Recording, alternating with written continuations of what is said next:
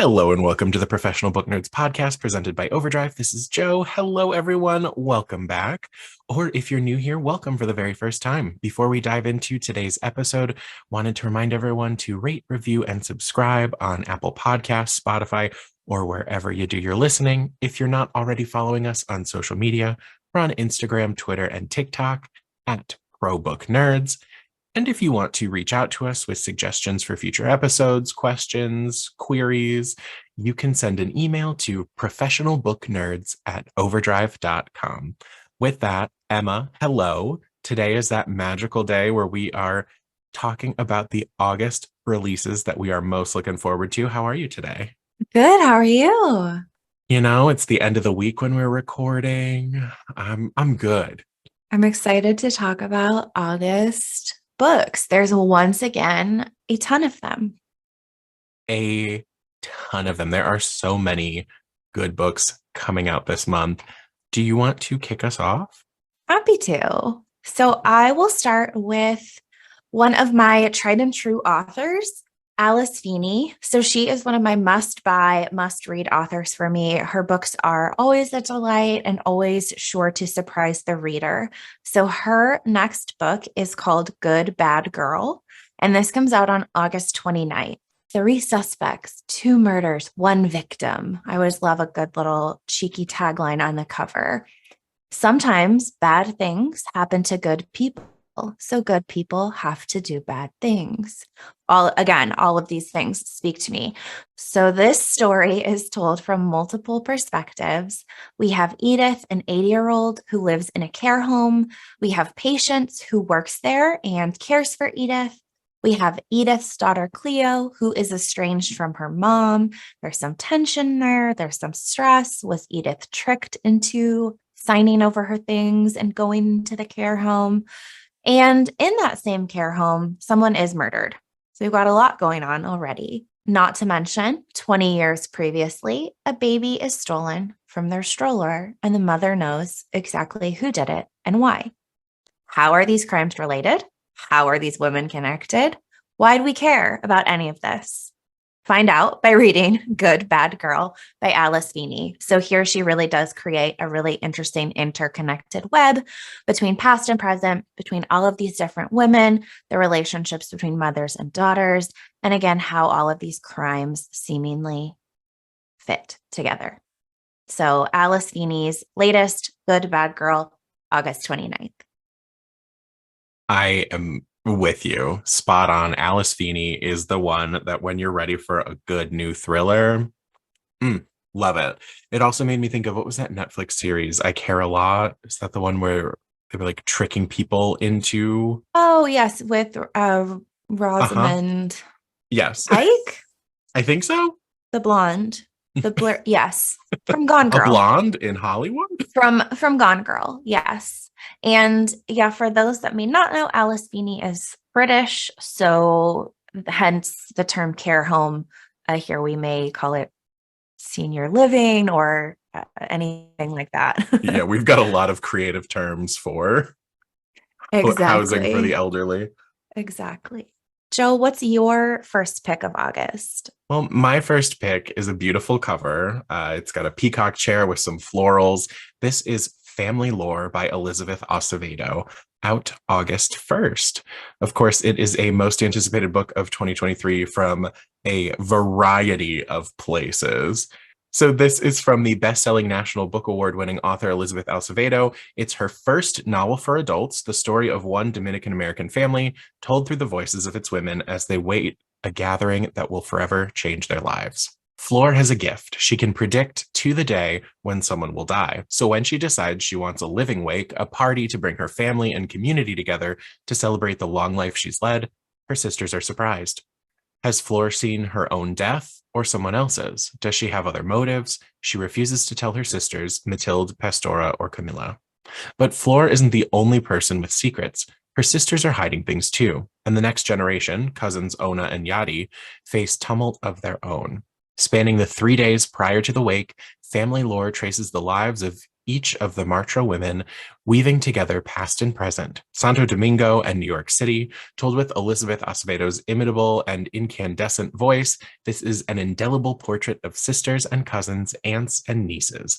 It's one family's journey through their history, helping them better navigate all that is to come. So that is Family Lore by Elizabeth Acevedo.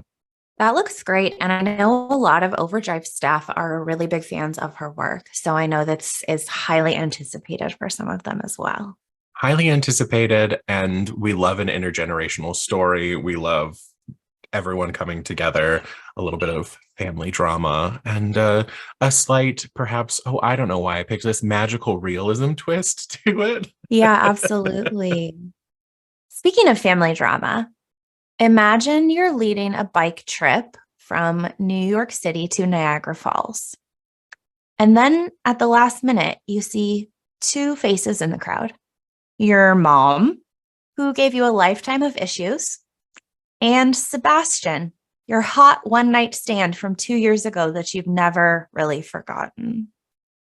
If you're intrigued, then Jennifer Weiner's next book, The Breakaway, talks about exactly that. So this comes out on August 29th. We love her so much on the pod. This book just looks perfect. So as I said, The Breakaway follows the main character, Abby, who finds herself in this exact predicament. And if you follow Jennifer Weiner at all, you know that some of this is pulled from her real life. She is an avid bicycler. I'm not using the correct terms. She does these long distance bike rides. So something like from New York City to Niagara Falls is doable in that realm. And so the main character of this book, Abby, has this really great offer to lead this big bike trip from, again, across the state of New York. And yes, her mother is there and Sebastian, this hot one-night stand. She's like, well, I'm just going to do it. This is a great opportunity. We'll get through this 2-week bike ride. I have a lot to think about. I have a lot to grapple with. One of which is the big question, is her fiance right for her? So yeah, she's going through a lot here. How does she feel about her mom? Her mom gave her a lifetime of self-image issues, self-worth issues by sending her daughter to diet camp, fat camp every single summer, which is actually where she met her fiance. And then Sebastian, how does she feel about this one-night stand? She obviously never forgot about him, but he's gone famous, or TikTok famous, viral, for being somewhat of like a Lothario. He's sort of slept his way around New York City. And all of these things are happening in the setting of this big bike ride with a bunch of different strangers. So strangers become friends. Secrets are revealed as they happen to be when you're in a group of people, and a whole lot of what Abby believed and thought is challenged. So this is The Breakaway by Jennifer Weiner. This is out August 29th. Sounds juicy. You said, imagine yourself in this. I could never imagine myself doing a bike ride that long.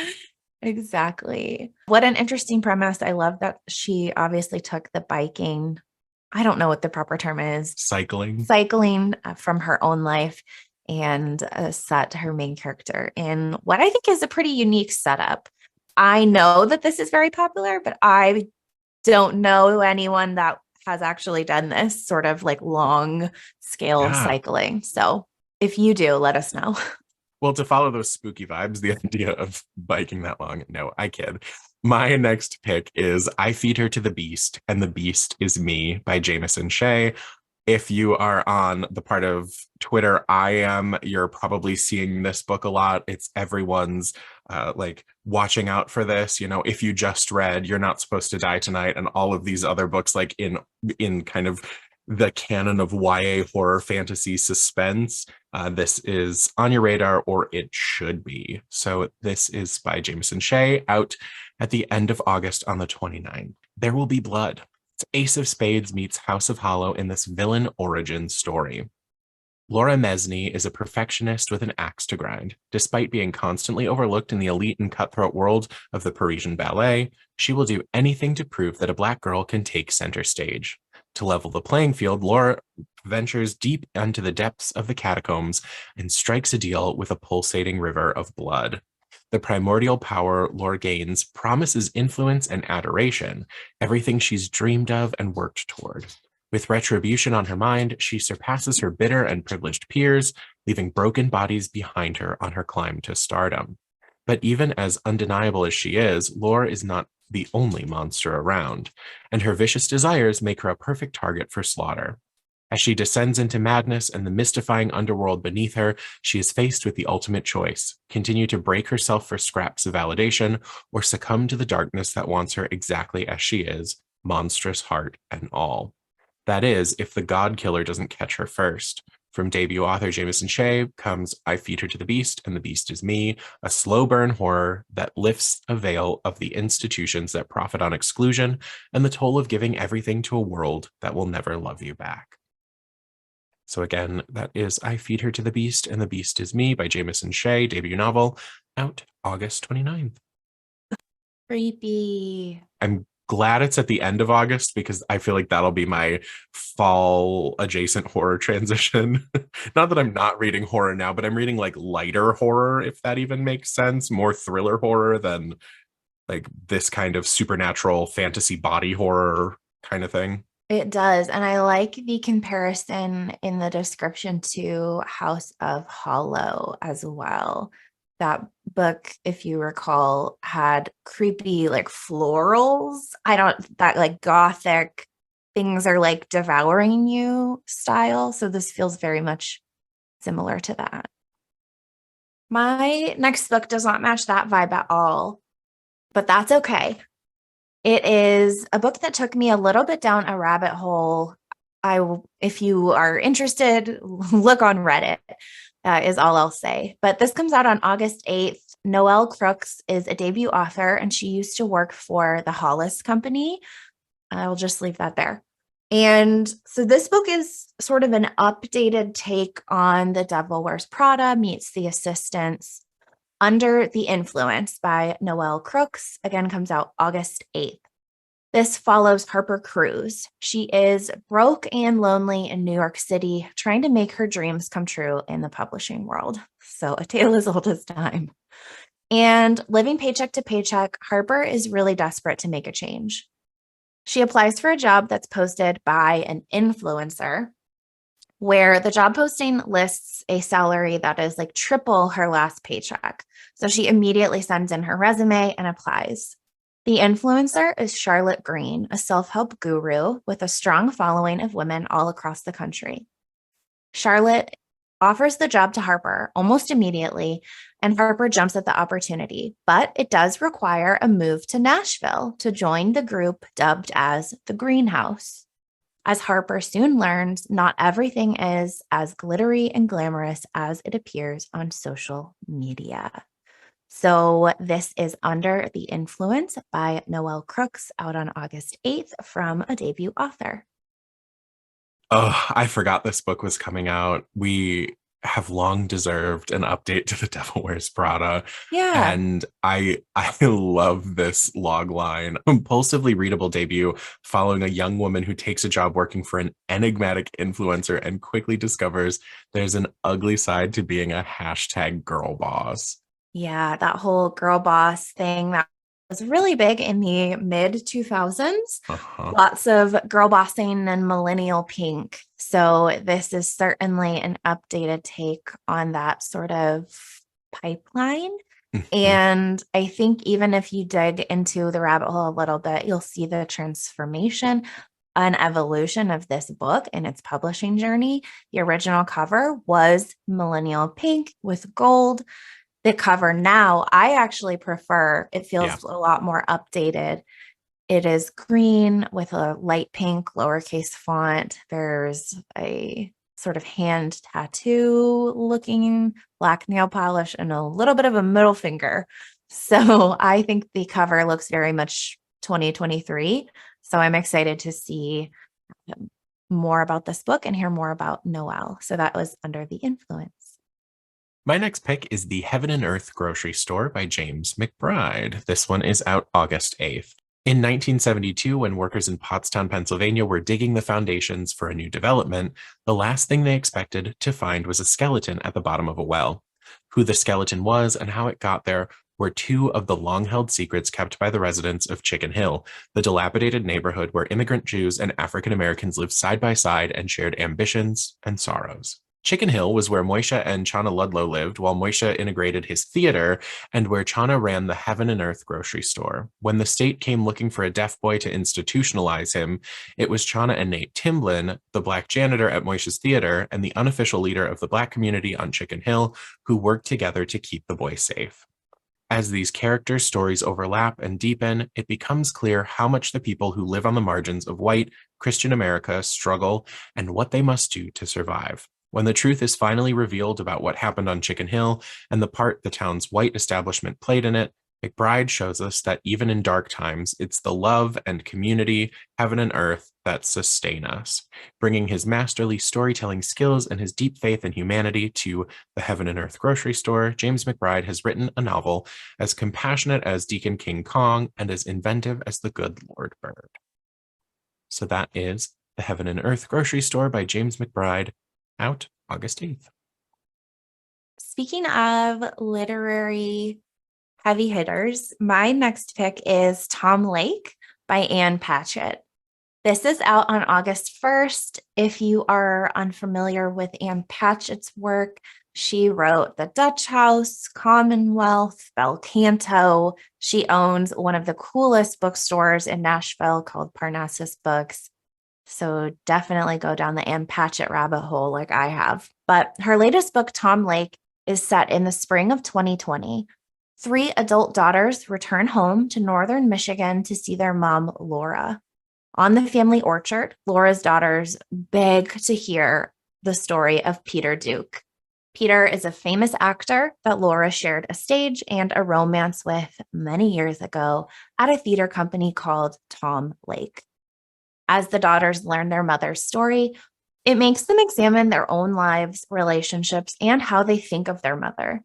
So from the book description, because it says it better than I could, Tom Lake is a meditation on youthful love, married love, and the lives parents have led before their children were born. So as someone very early on, hopefully in their tenure as a parent, I do think it is interesting how we shift from seeing our parents as parents to seeing them as people, to acknowledging that they had lives and things prior to having children, and that there are certain differences between, as the book says, love when you're young, love when you're married, and so on. So I love the dynamic of mothers and daughters. I love sharing the stories of the past. The cover of this book also is just stunning. So Tom Lake by Ann Patchett is out on August 1st. I love that kind of discovery into parental lore. What is your parents' backstory and what happens when we start to see our parents as more than mom and dad, but as people. So my next pick is a debut novel going into a duology here. It's called The Tainted Blood Duology. Emma, I think this one might be a bit of a wreck for both of us. This is Forged by Blood by Ehigbor Okosun. It's the first book in an action-packed, poignant duology inspired by Nigerian mythology. So it's full of magic and emotion, and it's highly atmospheric. Let's just dive into it. This one is coming out August 8th. In the midst of a tyrannical regime and political invasion, Demi just wants to survive, to avoid the suspicion of the non-magical Ajes, who occupy her ancestral homeland of Ife, to escape the king's brutal genocide of her people, the darker-skinned, magic-wielding Oluso, and to live peacefully with her secretive mother while learning to control the terrifying blood magic that is her birthright. But when Demi's misplaced trust costs her mother's life, survival gives way to vengeance. She bides her time until the devious Lord Ekwinse grants her the perfect opportunity. Kidnap the Aje prince, Jonas, and bargain with his life to save the remaining Oluso. With the help of her reckless childhood friend Colin, Demi succeeds but discovers that she and Jonas share more than deadly secrets. Every moment tangles them further into a forbidden, unmistakable attraction, much to Colin and Demi's distress. The kidnapping is now a joint mission to return to the king, help get Lord Equense on the council, and bolster the voice of Oluso in a system designed to silence them. But the way is dangerous, Demi's magic is growing yet uncertain, and it's not clear if she can trust the two men at her side. A tale of rebellion and redemption, race and class, love and trust, and betrayal. Forged by Blood is an epic fantasy at its finest from an enthusiastic, emerging voice. So that is Forged by Blood by Ehigbor Okosun, out August 8th. I love this style of cover as well. That's sort of got all of the like watercolor like style and then just gorgeous fonts and color. I don't know. I just love it. And I feel like this like painted style or young adult fantasy covers or fantasy covers, actually, for that matter, has really picked up steam. I'm with you. It's really cool to be in the book world today because we get to see the trends as they start changing, and to see what fantasy is doing right now is really nifty because my brain still holds fantasy covers in like the place that they were, I'll say in the 90s, because that's when I was thinking of them, but they were that way from like the 70s into the 90s. So we're finally seeing, I don't know, just a little more creative thought to some of these covers and just a really beautiful design that we can tell, I think, because we look at so many books that this is fantasy, but I think it would blend well with any book on your shelf. It would look great on your shelf. A little romantasy read rec. I'm guessing that this would count as romantasy if we're talking unmistakable attraction and forbidden love and deadly secrets. Oh, for sure. Speaking of deadly secrets, my next pick is one of the most anticipated books that I've had my eye on. Wow, coffee is great and talking is good. For 2023, and that is The Brothers Hawthorne by Jennifer Lynn Barnes. This comes out on August 29th, so we do have a little bit of a wait into the month of August. Do I really need a reason for having this on my list other than Grayson and Jamison? I don't think so, but in case you were wondering, I am Team Jamison. Let the record state, so we can refer back to it. Team Jamison, all the way. So I'm always happy to return to the world where the Hawthorne brothers exist. And we get to do that again on August 29th. We get to see what our favorites are up to in a world where they've lost their grandfather's fortune and Avery has finished the inheritance games. So we're throwing ourselves right back into the world of the Inheritance Games trilogy, but this time our focus is on two of the Hawthorne brothers. Each brother, Grayson and Jamison, are sort of sucked into wild games that these books are certainly known for on opposite sides of the world. And we get some insight into what everyone else is doing. So I cannot wait to dive back into this YA read. Oh, it's just going to be so good. And I would be remiss not to say the cover of this matches the style of the Inheritance Games covers. So no need to worry that it's going to look off on your shelf. It very much keeps in line with that cover style. I'm so excited for this book. I honestly can't wait to see what is going on with Grayson and Jamison. Jamison in particular, but we'll see what Grayson's doing. I see these, I recognize them, and I've heard you talk about them, but I'm realizing I don't know anything about, would I like them? Yes. Okay. You would. Yeah. Okay. I need a break. You know, we've been talking about it for like months now that I've been in a specific vibe of reading. I need a break from that vibe. So if this is the change, maybe I'll jump into the Inheritance Games. They're really quick YA thriller mystery reads. Ooh, okay. There's a little bit of a love triangle going on. There's a lot of really cool puzzle piecing together of the story because all of the books are sort of set up like games where they have to follow these clues to, get your fortune or what have you. So yeah, absolutely recommend. Okay, that sounds really fun. And in the vein of what I've been reading, but a break from it. It's definitely different enough. Yeah. Okay, I'm And diving into that. if anyone did not listen to my conversation with Jennifer last year, that was a delight to get to talk to her about the final book in the Inheritance Games trilogy that came out last year, The Final Gambit. So if you're interested, you can scroll back into the archives. It was August last year. Okay, so I'm gonna read the comparison on this one, and I don't think it'll be any question why I picked this. This is Sailor Moon meets Cinder in Guardians of the Dawn, Zhara, the start of a new, richly imagined fantasy series from S. Jae-Jones, the New York Times bestselling author of Winter Song. So this is Zhara by S. Jae-Jones, out August 1st. Magic flickers, love flames, chaos reigns. Magic is forbidden throughout the Morning Realms. Magicians are called an abomination and blamed for the plague of monsters that razed the land 20 years before.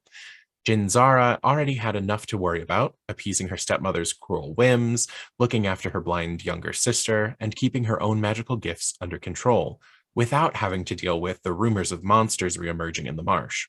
But when a chance encounter with an easily flustered young man named Han brings her into contact with a secret magical liberation organization called the Guardians of Dawn, Zhara realizes there may be more to these rumors than she thought.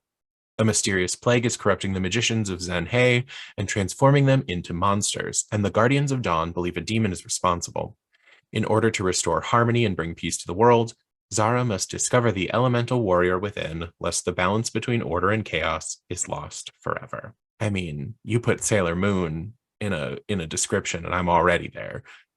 So I'm very much looking forward to Zhara by S.J. Jones, out August 1st. Sailor Moon, yes. And again, this very beautiful painted cover style. Right. A very beautiful painterly cover. It's similar to my last pick.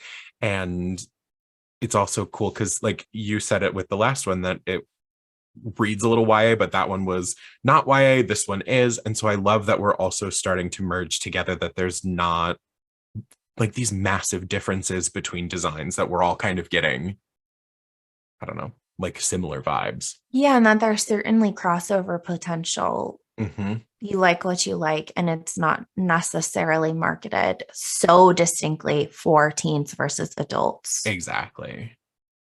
My next pick is also a YA pick. So, sort of to continue that train a little bit. And also, this August, apparently, we are just throwing it back to last August as well. So, my next book is Foxglove by Adalyn Grace. This comes out on August 22nd. So, this was a sequel to last year's Belladonna. We know that there's a third book coming out in the series called Wisteria. So, this has just blown up. Belladonna, Foxglove, everybody is absolutely about it. There are Fairy Loot editions and Barnes and Noble exclusive editions and all kinds of things. So this is certainly a book to watch. Foxglove picks up right where Belladonna left off. So spoilers ahead. If you have not listened or read Belladonna, skip it because I'm going to spoil a little bit of what happened right when we left these characters in Belladonna. So if you skip, okay. A duke is murdered, and the Lord of Thorngrove is framed for it. And Fate, Death's brother, is lurking around at a palace nearby. So we've got battling brothers here, and Cigna is caught in their messy, messy game. Fate wants revenge on Death, so he'll have Cigna no matter the cost. While all of that is going on, we have these epic battles between Fate and Death. Cigna and her cousin Blythe are convinced that fate is the key to setting things right for Elijah, the Lord of Thorngrove, to make sure that he's not wrongly jailed for a duke's murder. But Cigna's powers also keep growing. Fate has dark secrets from his past. We also have high society to navigate. We've got a murder to solve. We have mysteries abound in Thorngrove. Magical powers, again, fate, death, and all destinies are hanging in the balance. I feel like that's really all you need. So we have Foxglove by Adalyn Grace. You can return to the creepy and wonderful world of Thorngrove on August 22nd. It's going to be really good. And if you would like to hear a little bit about the inspiration for this world and all of the things as they stood last year, when I believe Adalyn Grace was working on Foxglove, go ahead and check out my interview with her from last August. Again, these are folks that we would love to have back year after year, but certainly want to offer you some variety in your interviews. I also would love to just talk about variation covers, the world of Waterstones and Fairy Loots and Barnes and Noble exclusives. I could talk to you about that forever because you have all of them. I don't. But I find it fascinating, just the idea of like exclusive content in some, just different covers for others. Like, what makes you want the one that you bought? What makes you wish you bought the other one? Well, and this book in this series in particular, I think is a really interesting case study in this because it has two covers in the US. There's the Barnes and Noble exclusive, which has a different color variation on both the actual cover image and then also the like printed hard case underneath your dust jacket. And then the UK covers of this book are absolutely completely different in style. So in the US versions, it's a woman's face sort of covered in plants and botanicals, looking a little bit like seductive and saucy. And then in the UK covers, they're completely different in scope, and both of the images on them are animals. So they're a little bit more whimsical, a little bit more sort of that like earthy, like belladonna, like I don't know what the like apothecary kind of style. So yeah, that's just been an absolutely fascinating look at the way in which you market the books to different markets and different readers. Having read them, which one would you say that they're both like accurate of the content of the books? I think so. And that's just where it's really interesting to, I wish I could be a fly on the wall of those conversations of how they got from point A to point B with those cover styles. My next pick is Just Another Missing Person by Gillian McAllister. This one is out August 1st, so you don't have to wait too long. The author was a Reese Book Club pick and, of course, New York Times bestselling author of Wrong Place, Wrong Time. This is a new heart-stopping thriller in which a missing person case unravels deeper, darker secrets that hit too close to home and can only lead to more danger for the detective and an impossible moral choice. There's a man out there. His weapon isn't a gun or a knife. It's a secret. Olivia, 22 years old, no history of running away, last seen on CCTV entering a dead-end alley and not coming back out again. Missing for 1 day and counting. Julia, the detective heading up the case. She knows what to expect, a desperate family, a ticking clock, and long hours away from her daughter. But Julia has no idea how close to home this case is going to get, because her family's safety depends on one thing. Julia must not find out what happened to Olivia and must frame somebody else for her murder. What would you do? So that is Just Another Missing Person by Gillian McAllister, out August 1st. I love that tagline of his weapon isn't a gun or a knife, it's a secret. Her worst one, that's what it says on the cover. So, moral dilemma mixed into your thriller, why not? And I'm sorry, we just love a mystery in the summertime. So I can't apologize for who we are. I mean, and speaking of, my next pick is certainly in our vein, same vein. It is Looking Glass Sound by Catriona Ward. This comes out on August 8th. And this cover got me the US cover. I will say I do prefer the US cover to the UK, which isn't my normal choice. And y'all know I don't normally choose horror, like straight up horror, but perhaps reading the newest Riley Sager, also set in Maine, sort of helped pave the way. So Kelly Link says of this book, if you love the novels of Shirley Jackson, Patricia Highsmith, and Tana French, here's your next obsession. So check, check, and check. Wilder Harlow, what a name, sits down in a cottage overlooking the Maine coast to write his last book ever. He writes about his teen years at Whistler Bay and the impact of a serial killer on that tiny vacation town. As we often find in these kinds of stories, Wilder is keeping a secret from that summer with his two friends Nathaniel, and Harper, and what they discovered in the coves off the bay. The more he writes his story, the more out of touch with reality he becomes. Wilder starts seeing things, hearing things, not remembering what pages he's just written. Things keep appearing and disappearing. Wilder can't trust his eyes or his memory. Will this be the last book he writes and the last thing he ever does? Find out in Looking Glass Sound by Catriona Ward. Again, this is out on August 8th. Sorry, I was just placing a hold on that. This was going to be on my list. It was going to be number one, but I saw it on yours and I went, yeah, that is fine with me. The cover is stunning. I love it. It definitely harkens to the style that Riley was going with The Only One Left. And it's very that Stephen King 80s book cover. It sounds so good. I cannot wait. My next pick also got me by the cover. It is stunning. I love the colors. I love the lightning. I love the dress. This is Vampires of El Norte by Isabel Canas. This is out August 15th. Vampires and vaqueros face off on the Texas-Mexico border in the supernatural Western from the author of The Hacienda. I'm going to apologize for any pronunciation now. My high school foreign language choice was French, so apologies if it comes out sounding a little French. As the daughter of a rancher in 1840s Mexico, Nena knows a thing or two about monsters. Her home has long been threatened by tensions with Anglo settlers from the north, but something more sinister lurks near the ranch at night, something that drains men of their blood and leaves them for dead.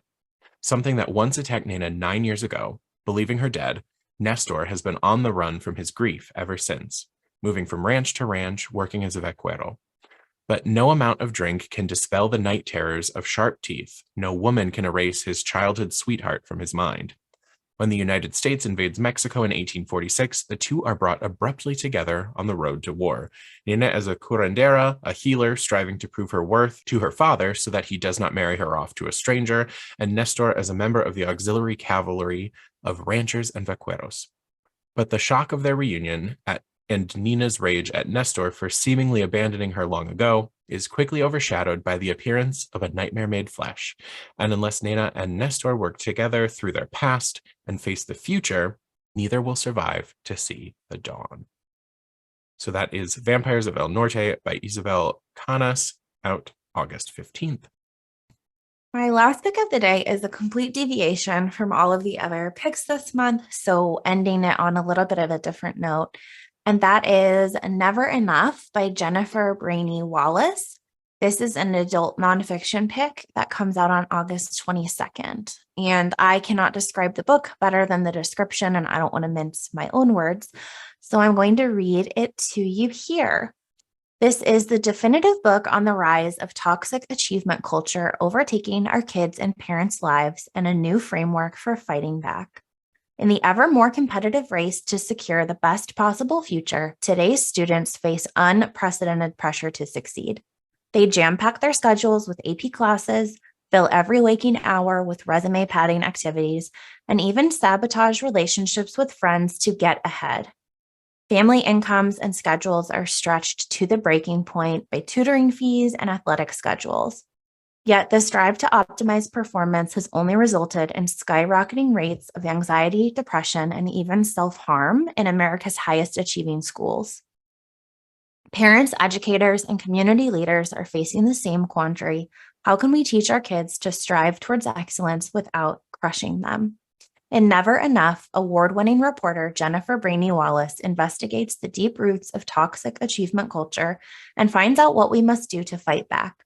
Drawing on interviews with families, educators, and an original survey of nearly 6,000 parents, she exposes how the pressure to perform is not a matter of parental choice, but baked into our larger society and spurred by increasing income inequality and dwindling opportunities. As a result, children are increasingly absorbing the message that they have no value outside of their accomplishments, a message that is reinforced by the media and greater culture at large. Through deep research and interviews with today's leading child psychologists, Wallace shows what kids need from the adults in the room is not more pressure, but to feel like they matter and have intrinsic self-worth, not contingent upon external achievements. Parents and educators who adopt the language and values of mattering help children see themselves as a valuable contributor to a larger community.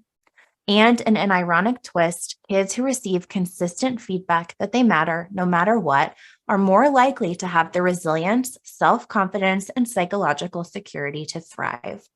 Packed with memorable stories and offering a powerful toolkit for positive change, Never Enough offers an urgent, humane view of the crisis plaguing today's teens and a practical framework for how to help. So a little bit heavy, very serious stuff, but I really like that there are practical and positive things sort of provided in here and how we can sort of start working to shift away from that toxic achievement culture that some of us may feel as millennials or younger, and that are also sort of important. I mean, for me, as a new, I say new, my son's going to be 4, a new parent, where there are certain things that I absolutely want to make sure he knows and he feels valued and important and that he matters. And I don't want to be a source of pressure and stress for him. So this book definitely caught my eye from both sort of the parent and child perspective. And I occasionally will branch out and read some nonfiction. So that is Never Enough by Jennifer Breheny Wallace, out August 22nd. Emma, that sounds amazing. That brought up so many things for me, and I feel like I will be buying copies to give to my friends, because I feel like you and I, our generation is kind of around the time that this really seemed to kick off. I don't know about you, but I feel like by the time I got to where there were AP classes, if you could take them, there was no acceptable answer other than you were taking them. And if you said that, like, oh, I'm not going to take that one, I don't need it, I want to do this, I want to do that, in the future, you were a disappointment. And I don't even mean in the home, I mean in the school. Like that's what it felt like in school. That I remember my senior year, I didn't have to take math, and all of my friends were going into AP calculus, and I said, I'm taking 0 math. I don't need to. I've got all my credits. I'm not taking a math class. And they're like, you don't even want to take like a basic one? And the scrutiny and the comments from counselors and the calls into the office just to say like, well, you might not get your honors diploma if you don't blah, blah, blah. And surprise, surprise, I sure did, because, oh, I was taking AP math in middle school. Yeah, and I think we've put so much pressure on ourselves. We feel that pressure from society, from our parents, and all of these things that, at least for me thus far as an adult, felt so crucially important as a teenager, have proved to be so irrelevant. So irrelevant. Or I think of all the times that they said, well, you can never be late to a class in college because they'll lock the door and you won't be able to get in. And that was the threat. Like, if you were in elementary school, that's what middle school was going to be like, and high school and college. And the only time I've ever walked up to a classroom door that was locked was because the teacher wasn't there yet. Exactly. And so I think it's important that we do take a step back and take a look at how we as individuals and then as parents are sort of modeling that or not for our kids or for other people. I think it's so hard to be a child or a teen right now. I can't imagine being a teen with social media.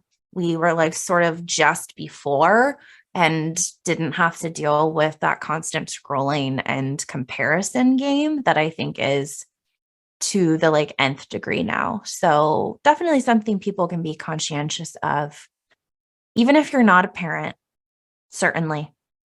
Well, my last title is Holly Horror by Michelle Chavez Corpora. This one is out August 15th. This is a beloved classic reimagined with a dark twist. After her parents' painful divorce, Evie Archer hopes that moving into Ravenglass, Massachusetts, is the fresh start that her family needs. But Evie quickly realizes that her new home, known by locals as the Horror House, carries its own dark past after learning about Holly Hobby, who mysteriously vanished in her bedroom one night. But traces of Holly linger in the Horror House and slowly begin to take over Evie's life. A strange shadow follows her everywhere she goes, and Evie starts to lose sight of what's real and what isn't the more she learns about the lost girl. Can Evie find out what happened the night of Holly's disappearance, or is history doomed to repeat itself in the horror house? So that is Holly Horror by Michelle Chavez Corpora. It's listed as number 1, so curious to see if that's going to be a series out August 15th.